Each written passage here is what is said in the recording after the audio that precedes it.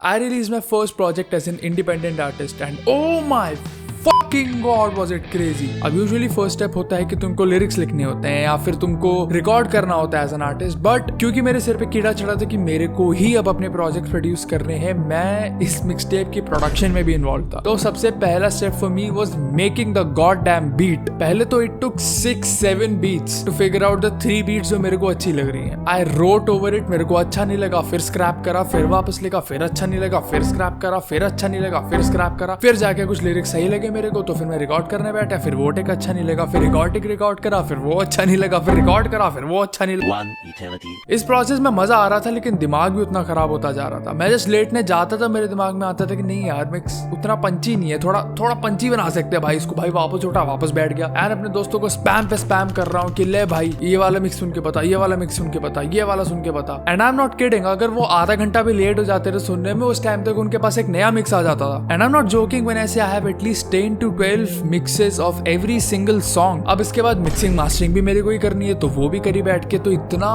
उसमें अब आता है सेकंड पार्ट जो कि है पैकेजिंग और प्रमोशन। की मिक्सटेप बंद तो गई है लेकिन इसको प्रमोट भी तो करना पड़ेगा ताकि लोग सुने भी आके। पैकेजिंग के लिए तो आई न्यू कि मेरे को कुछ कस्टम ही करना है, तो मैंने अपने हाथों से लिखा था कंट्रोल ओवर केओस। मेरे पास किताब पड़ी हुई है, मैं दिखाता हूँ। हाँ, तो इस कॉपी में है, मैंने मल्टीपल बार कंट्रोल ओवर केओस लिखा है। एंड जो इसमें सबसे सही टेक मेरे को लगा भाई पागल हो गया। इसमें जो मेरे को सबसे ज्यादा सूटेबल राइटिंग लगी थी, जिसको फिर मैं फोटोशॉप में ले गया था एंड फिर मैंने उसको अपनी एल्बम आर्ट के ऊपर लगाया था। वो तो चलो इंजीनियरिंग तुम्हें सब कुछ सिखाई देती है तो फोटोशॉप कौन सी बड़ी बात थी। अब पैकेजिंग कंप्लीट हो गई, गाने कंप्लीट हो गए, अब करनी है प्रमोशन, अब बनानी है रीलें। अब मैंने मिक्सटेप शेड्यूल करी है 2 हफ्ते बाद के लिए, क्योंकि मैंने कहीं सुना था कि that's like the minimum amount of time you have to give for your songs to go out there, क्योंकि बहुत कुछ होता है, इंटरनल प्रोसेसिंग बहुत ज्यादा रहती है। अब मैं बैठा हूँ रील्स बनाने एंड इस चीज ने मेरे को इतना ज्यादा हम्बल करा। For context I have been making content since like school, but जब मैंने सोचा कि इस बारे में रील कैसे बनाऊंगा मैं, एंड फिर 2-3 आवर्स लेटर जब मैंने अपना मत्था मारा इतना सारा चीजों पे, तब मेरे को समझ आया I can make these certain type of contents. अब उन कंटेंट के भी फाइनल 1, फाइनल 2, फाइनल 3 सब बना एंड फिर जाके मैंने रील्स पोस्ट करना चालू करी and they performed very very